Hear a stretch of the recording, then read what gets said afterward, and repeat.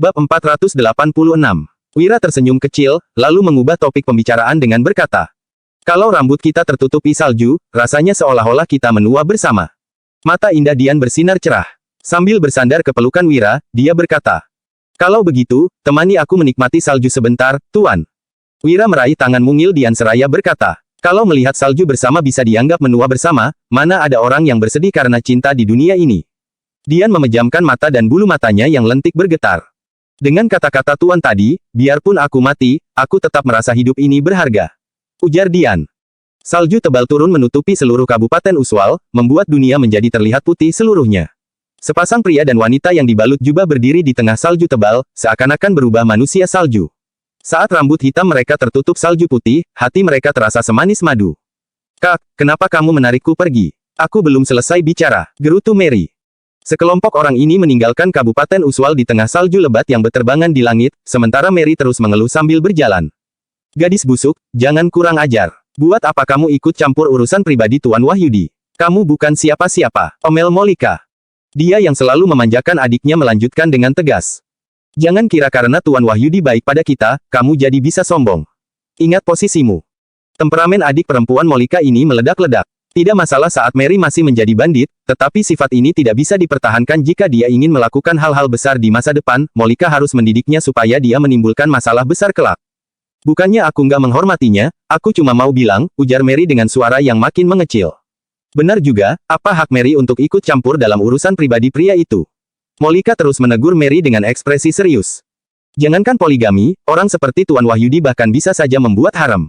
Kamu nggak perlu ikut campur." "Kak, kamu sudah puas ngomel belum?" ujar Mary sambil mengerutkan alis.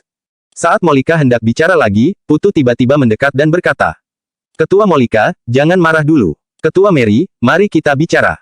Setelah keduanya menepi, Mary menatap pria tua yang tersenyum itu dan bertanya, "Pak Putu, mau bicara apa?" "Jenderal Mary, apa kamu tahu alasanmu ingin ikut campur dalam urusan pribadi Tuan Wahyudi dan nggak ingin melihat dia poligami?" ujar Putu sambil tersenyum. Mary balik bertanya sambil mengerutkan alis. Apa, memang benar, saat Mary mendengar Wira ingin poligami, entah kenapa hatinya terasa tidak nyaman. Putu berkata sambil tersenyum, "Itu karena kamu menyukai Tuan Wahyudi." "Apa, aku suka sama pria itu?" "Kamu bercanda," ujar Mary sambil mencibir. Setiap kali berhubungan dengan Wira, Mary selalu mendapat sial. Saat pertama bertemu, Mary diculik, digoda, dan diperas olehnya.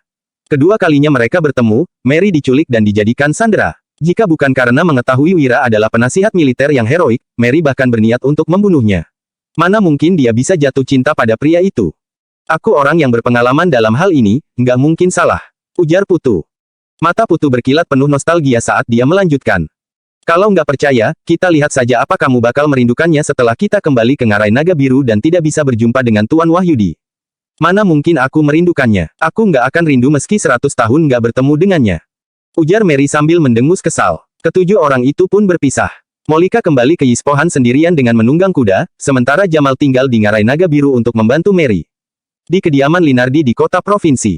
Mendedikasikan hati untuk negara, menetapkan tujuan hidup untuk rakyat, melanjutkan warisan para bijak terdahulu, dan membawa perdamaian ke seluruh dunia. Di kamarnya, Wulan membentangkan sebuah buku puisi dan menggumamkan 3 di antaranya dengan kagum. Suamiku, ujar Wulan. "Wulan." Pintu dibuka, lalu seorang wanita muda masuk dengan wajah gembira seraya berkata, "Putra prefektur mengundangmu untuk membaca puisi dan menikmati salju besok." Bab 487. "Kak Melati, aku wanita yang sudah menikah, mana bisa menemui pria lain sesuka hati," ujar Wulan dengan kesal.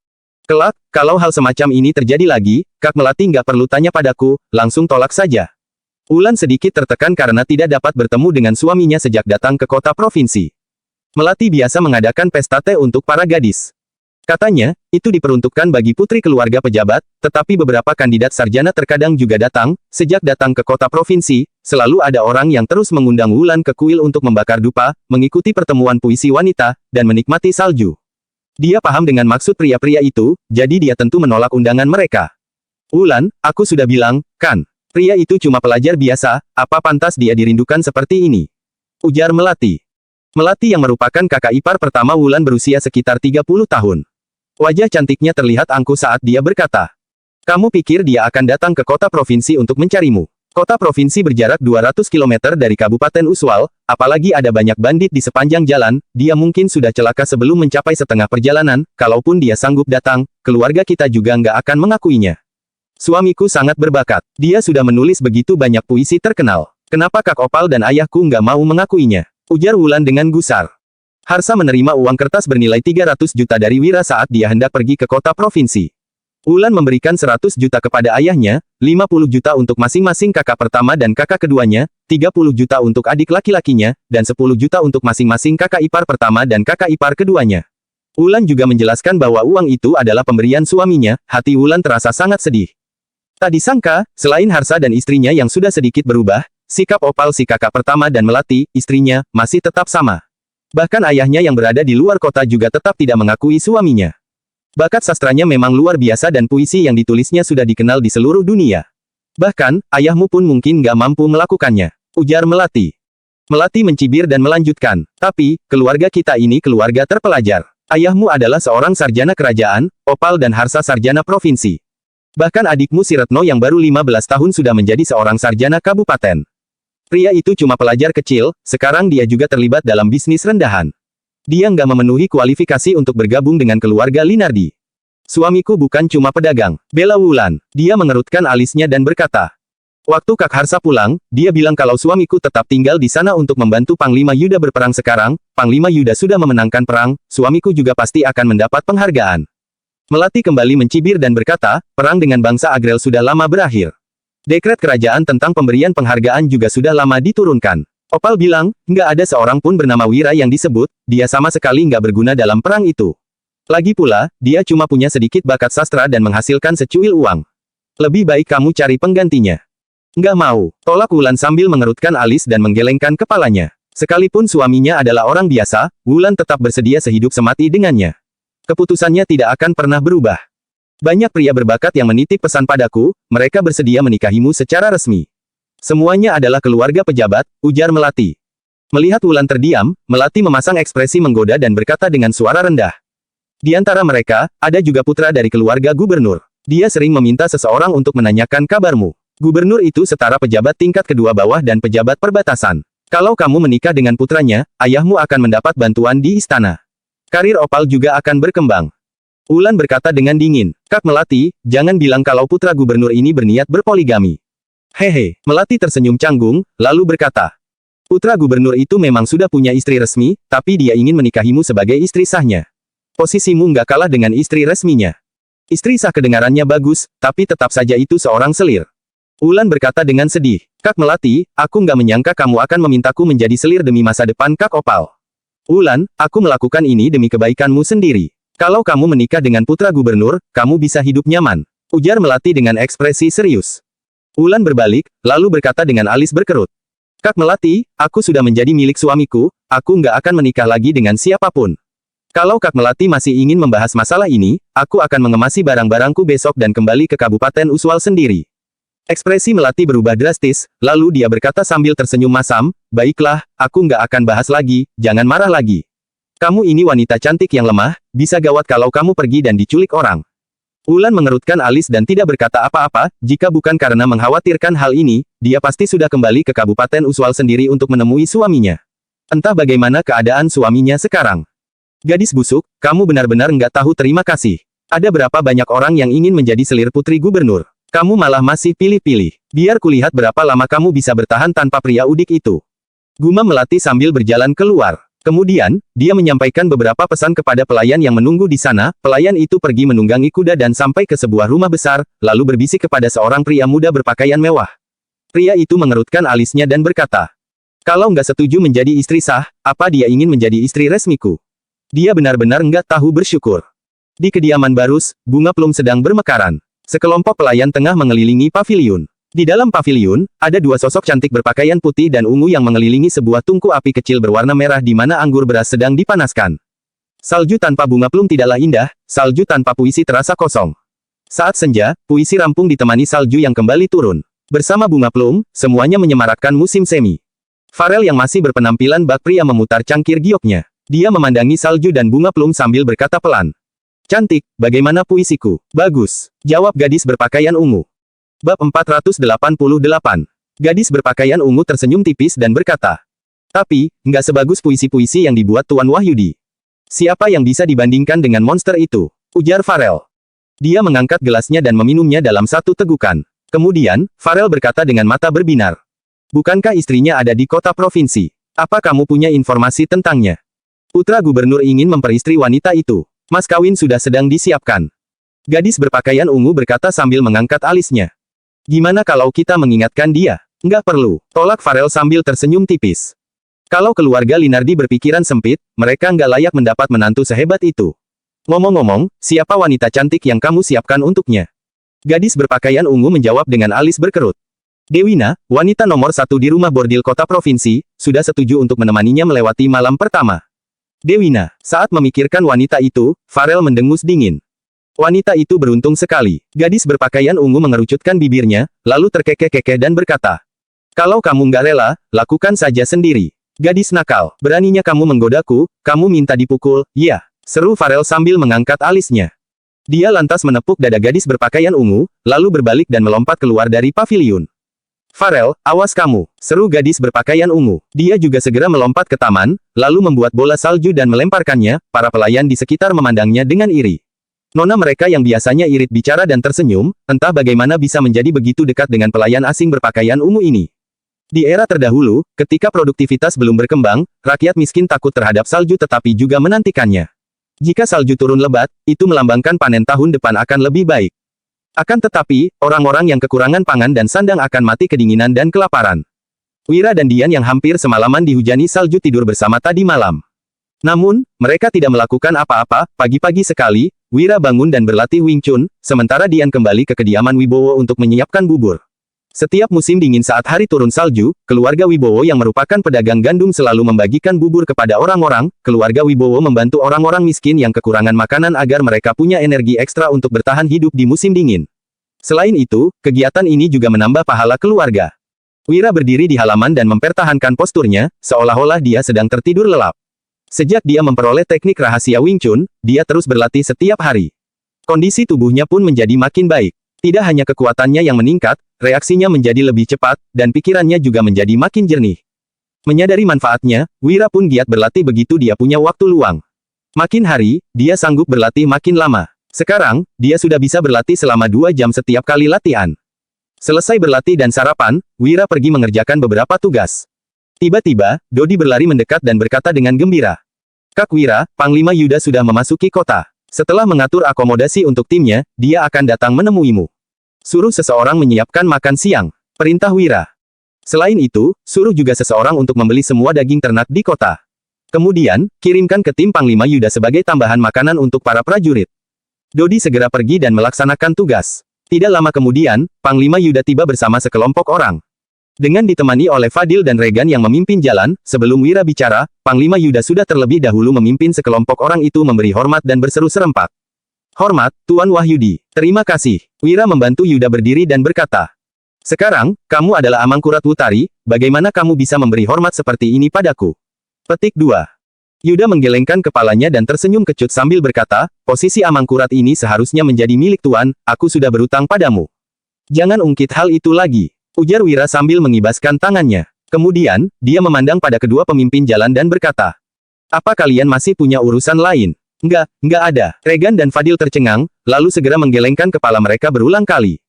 Setelah itu, mereka mengepalkan tinju tanda hormat dan berlalu dari situ. Dia ternyata adalah penasihat militer, Amangkurat Wutari bahkan memberi hormat padanya dan berkata kalau posisi Amangkurat itu seharusnya menjadi miliknya, gumam Fadil. Dahi Fadil dibasahi keringat dingin dan sekujur bulu kuduknya berdiri. Dia lantas menatap Regan dan berkata, ceritakan padaku sejujurnya, berhenti menyembunyikan fakta dariku. Bab 489. Regan mulai bercerita. Sebenarnya, Regan yang juga terkejut mulai menceritakan informasi rahasia yang didengarnya. Apa? Seru Fadil. Setelah tahu garis besarnya, Fadil langsung berkeringat dingin dan kakinya pun terasa lemas. Ternyata pahlawan yang berhasil mengalahkan pasukan bangsa Agrel adalah Tuan Wahyudi. Pantas saja Iqbal dan Kaesang memperlakukannya dengan begitu hormat, tidak heran juga jika Radit bunuh diri, saat memikirkan sikap kurang ajarnya sebelumnya kepada Wira, Fadil rasanya ingin merangkak kembali ke sana dan meminta ampun. Di halaman, Wira berkata dengan sedikit terkejut. Bukankah kamu pergi ke ibu kota untuk melaporkan tugas? Kenapa kamu membawa mereka juga? Di antara kelompok orang tersebut, selain beberapa veteran pasukan Zirah Hitam, yang lainnya adalah perajin dari lembaga senjata dan dokter militer yang merawat luka-luka prajurit. Misil 3 busur berhasil membunuh Raja Tanui, Dimas, Menteri Perindustrian, memerintahkan aku untuk membawa para perajin ke ibu kota dan mewariskan keahlian mereka membuat misil 3 busur. Jelas Yuda. Yuda memandang para perajin dan dokter militer seraya berkata, sekarang, para dokter ini dapat menyambung tendon tangan dan tendon kaki, serta menjahit luka. Keterampilan mereka dapat mengurangi korban di medan perang. Istana juga meminta mereka ke rumah sakit kerajaan untuk mewariskan keterampilan ini. Ternyata masih ada orang yang cakap di kerajaan, ujar Wira sambil tersenyum. Teknologi manufaktur dan medis yang maju dapat meningkatkan kekuatan kerajaan asalkan bisa disebarkan secara merata. Bisa dibilang, ada banyak sekali orang berbakat di kerajaan. Tapi, kebanyakan dari mereka nggak berguna, ujar Yuda. Dia menghela napas dan mengganti topik dengan berkata, Tuan, aku membawa mereka ke sini untuk menanyakan personel mana yang kamu inginkan. Aku akan menyuruh mereka tinggal. Terima kasih sudah repot-repot, kata Wira sambil menepuk bahu Yuda. Kemudian, dia memandang orang-orang itu dan berkata sambil tersenyum, siapa di antara kalian yang bersedia tinggal dan bekerja denganku? Banyak perajin dan dokter militer yang tertarik, tetapi mereka segera menundukkan kepala mereka lagi. Tuan Wahyudi adalah orang yang murah hati dan menyayangi bawahannya. Mereka semua mengetahui hal ini dan ingin mengikuti Tuan Wahyudi. Namun, jika mereka pergi ke ibu kota, mereka mungkin mendapatkan status sebagai pejabat berkat keterampilan yang diwariskan oleh Tuan Wahyudi. Mereka mungkin bisa menyingkirkan status rendahan sebagai perajin atau dokter militer. Melihat orang-orang itu diam, Yuda mengerutkan alis dan hendak memaksa mereka. Aku bersedia, aku bersedia. Tiba-tiba, Emran dari lembaga senjata dan Junaidi si dokter militer maju. Wira menarik mereka berdua dengan senang dan berkata, Oke, mulai sekarang, kalian adalah orang-orangku. Mereka adalah anggota lembaga senjata dan dokter militer yang luar biasa. Wira juga sudah lama mengincar mereka. Terima kasih, Tuan Wahyudi, ujar Emran dan Junaidi sambil memberi hormat dengan penuh semangat.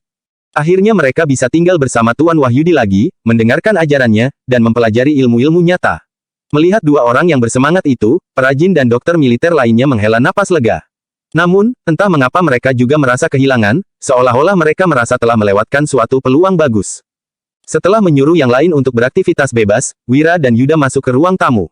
Aku sudah memberikan surat yang kamu titipkan padanya, ujar Wira.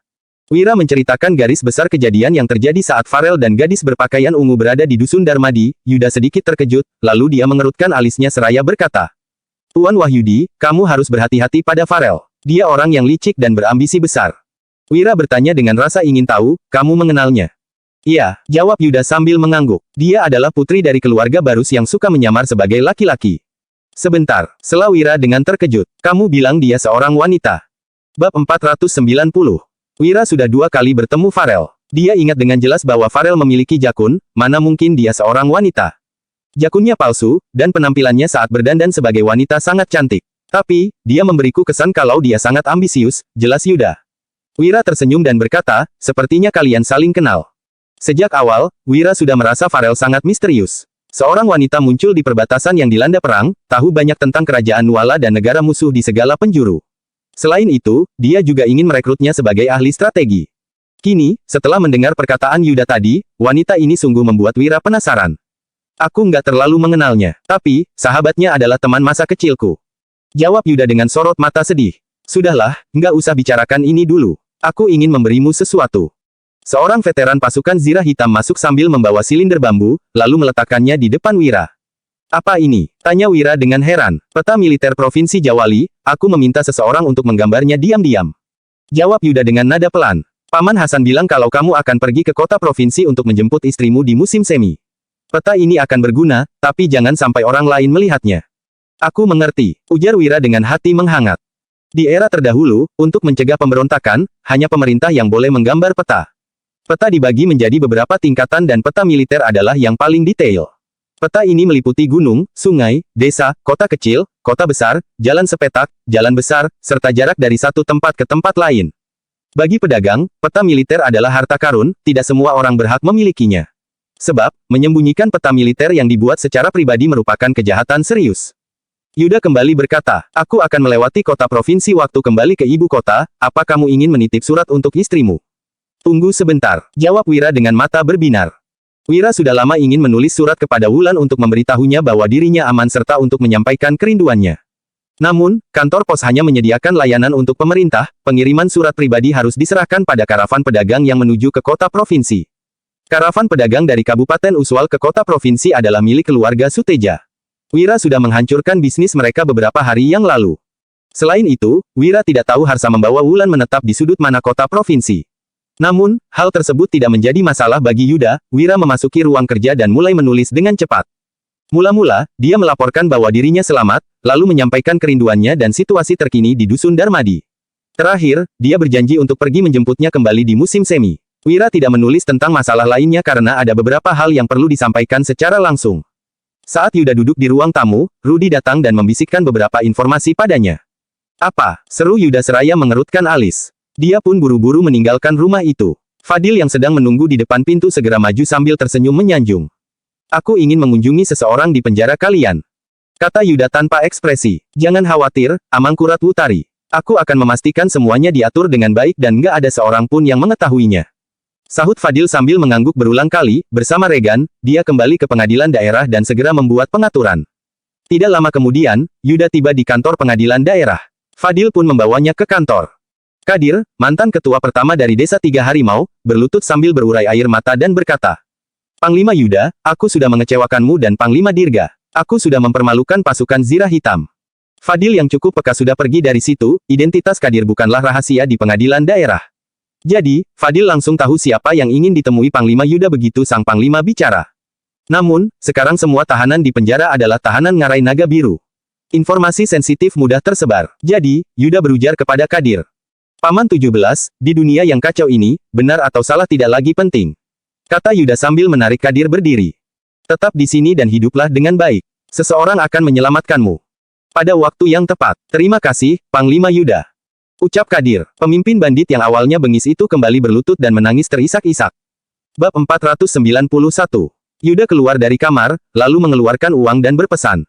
"Jaga dia baik-baik." "Nggak perlu," ucap Fadil.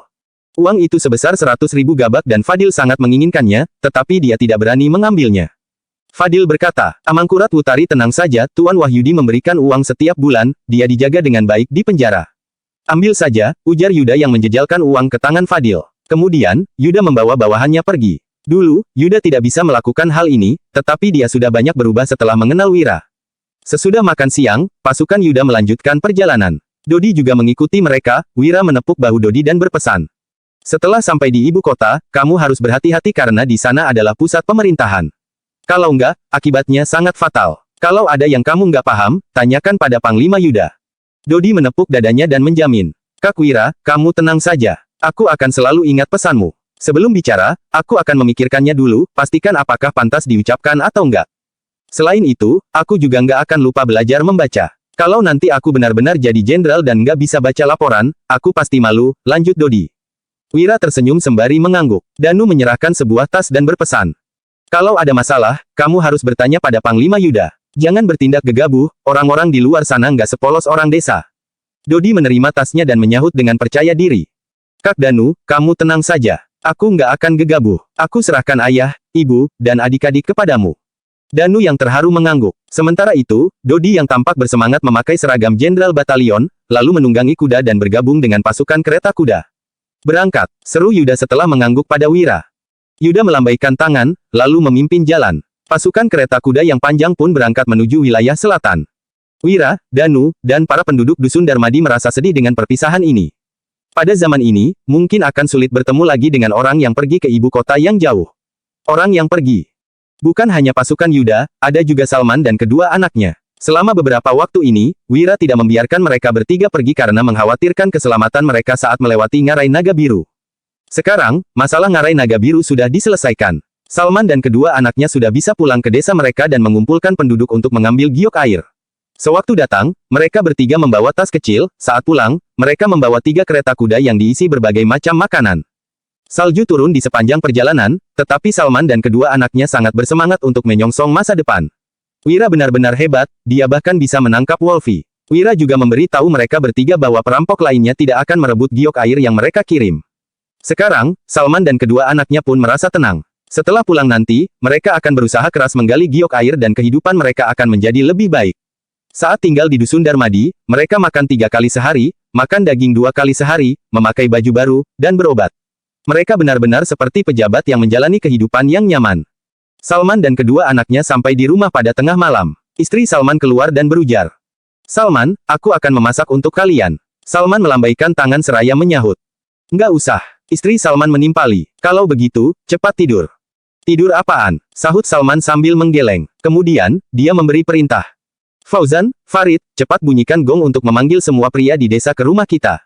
Beritahu mereka, kita akan membagikan 0,5 kilogram beras untuk setiap orang yang datang." Istri Salman tertegun. Entah hal gila apa yang akan dilakukan suaminya lagi.